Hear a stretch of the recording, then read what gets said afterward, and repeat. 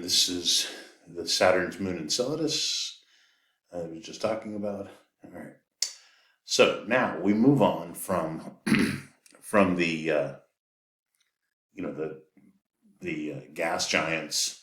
Collectively, Uranus and Neptune are also part of the gas giants, but they are also referred to as ice giants because of their distance from the sun. And the term gas giant and ice giant refers to what the material that they formed from. All right, I think I've said that before. All right, so Uranus was discovered in the year 1781 during the American Revolution, of course, by an English guy named William Herschel and his sister Caroline, as a matter of fact, helped him do this. He had a telescope, and he was observing the night sky, and he noticed this kind of blue-green dot in his telescope, and then a few nights later, he noticed that it had moved, and that indicated to him that he was perhaps looking at a comet. And so he kept he and his sister kept recording where the position of this new object that apparently no one had ever seen before, and he figured out that it indeed was it was actually a planet that had never been discovered before. And there's actually, if you go back in history, there are historical sightings of the planet Uranus. Uranus, it's interesting. It actually sits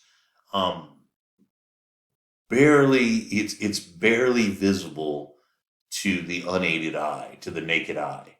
And if you know just where to look, you can actually see it. People with really good vision can see it. I couldn't pick it out. I would need binoculars or a telescope myself, but people with really good vision can pick it out. All right, so it is a world, and it was discovered in the year 1781. All right, and it's small. It's much smaller than certainly much smaller than Jupiter, and even smaller than Saturn, which remember is roughly 9 to 10 times the size of the Earth. So Uranus is about 4 times bigger than the Earth, and it has about 15 times the mass. So now we're going out to about 19 astronomical units. Remember, 1 astronomical unit is the distance between Earth and the Sun. At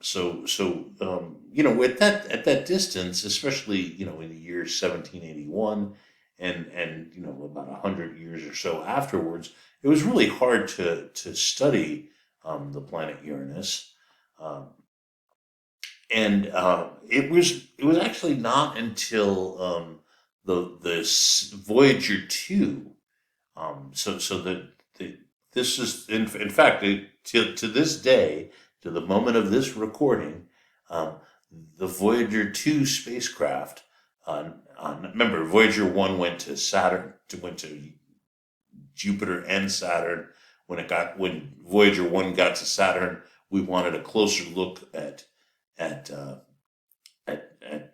Titan, which is a moon, the large moon of Saturn, and which had an atmosphere, and that took the Voyager 1 spacecraft off the trajectory that would have taken it to the planet Uranus and Neptune.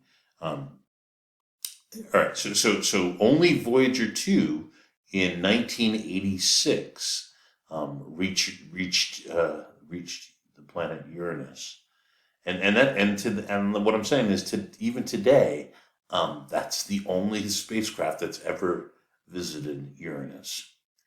All right, so in Uranus is, as I said, its color is kind of a bluish green color, and it has to do with the atmosphere being rich in. Of course, it has lots of hydrogen in it, just like all the gas giants. But it also has a good amount of methane, and the methane gases are ice, and they're responsible. The methane gases and the ice itself is responsible for the blue color because of what happens to the light, right? The red light gets absorbed, and then the blue light is scattered off the outer atmosphere of the planet, and so it appears more of a bluish green color. All right, so yeah, and let's see. All right, so it has a really low density. It's really small compared to, of course, Jupiter and Saturn, which of course means, because it has a lower, even lower density than Jupiter, it's made of very light elements like hydrogen and helium. So that we don't think that the interior of it has very much rock or iron material. We think that, it's mostly, the three ingredients that make up, just about everything out there in the outer part of the solar system: water, methane, and ammonia. But of course, in different degrees. There's different amounts of it. So there's a little bit more methane in Uranus, and that's why it absorbs the red light more efficiently, and so it looks kind of blue-green. Let's see. It has a really large equatorial bulge, and that's part of the reason that we think the interior is mostly water and these hydrogen-rich molecules, which is, of course, water, methane, and ammonia. Right? It's just hydrogen with oxygen, hydrogen with carbon, and hydrogen with nitrogen. All right. Let's see. It's not known if the core formed first or attracted lighter elements. We still don't have a good theory of it. So this is the part that I was talking about before about Uranus and Neptune being ice giants, because they formed primarily from these planetesimals, these tiny little, small little bits that would have, some of these planetesimals could be as large as like mountains and stuff, but anyhow, it was mostly icy material, water ice, methane, and ammonia ice.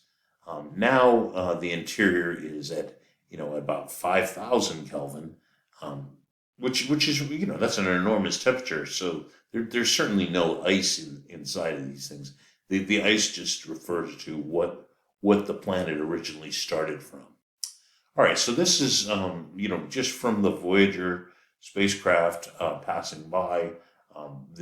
We've got a model of what the interior of Uranus is like, and we maybe there's some rocky material at the very center, but very little of it. It's mostly hydrogen gas on the outer atmosphere, and then as you get closer and closer to the center, you get ionized and liquid water, methane, and ammonia. All right, so, and this is to scale. If this was the size of the Earth, Uranus would be about 4 times bigger. Now here's one of the big surprises for us when the Voyager spacecraft got to Uranus. All the planets have various tilts. Remember, Venus is the only one that spins the wrong way, right? It's as though Venus was flipped upside down. And now Uranus has its own little oddity in that it's tilted more than 90 degrees, right? It's as though the planet is orbiting, on its side, if you will. So half of Uranus' orbit, if I remember, it takes like, what is it, 80 something years, for Uranus to orbit the sun. It's like 82 years or something like that. Anyhow, as Uranus orbits the sun, like basically half the planet is illuminated by the sun, and so like if this is the South Pole, what I'm pointing at right here. If this is the South Pole is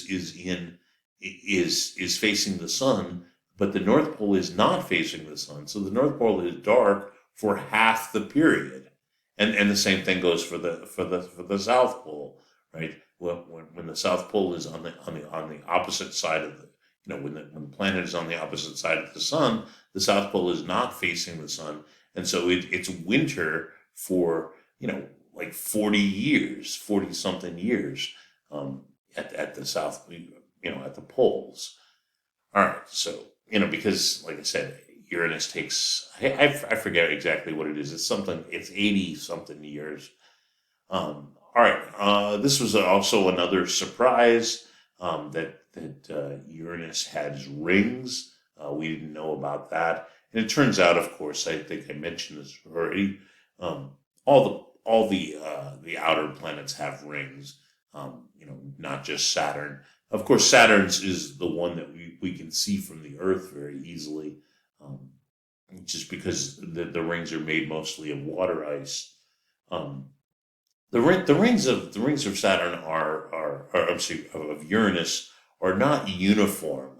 They're not the same thickness all the way around. And the part, as it says, the objects are very dark, and implies they're rich in carbon and even organic type material. Organic just means there's carbon in there, and there's evidence of shepherd moons, these shepherding satellites that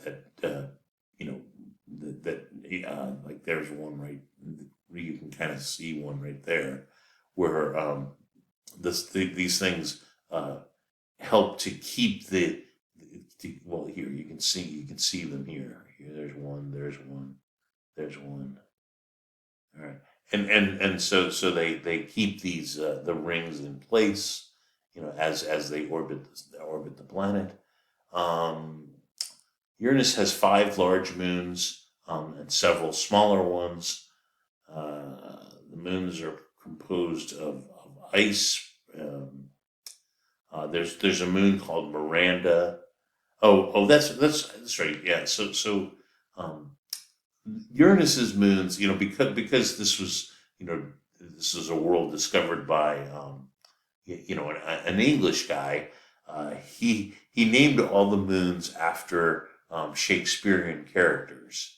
So there's like Umbra and Puck and Miranda, things like that. All right, so just an interesting thing. So Miranda is an interesting moon in that it looks like it was torn apart and then reassembled, and it has these huge cliffs that are miles and miles inside, miles deep. Let's see. Here's and then we're gonna turn to Neptune. All right, so the thing about Neptune that I want everybody to understand is Neptune was discovered mathematically. That's kind of an interesting thing. We observed Uranus's orbit, and it didn't seem to be following the laws of orbital mechanics that Isaac Newton had worked out. And so people realized that there was something else out there. And that is, in fact, what happened is it was discovered mathematically, and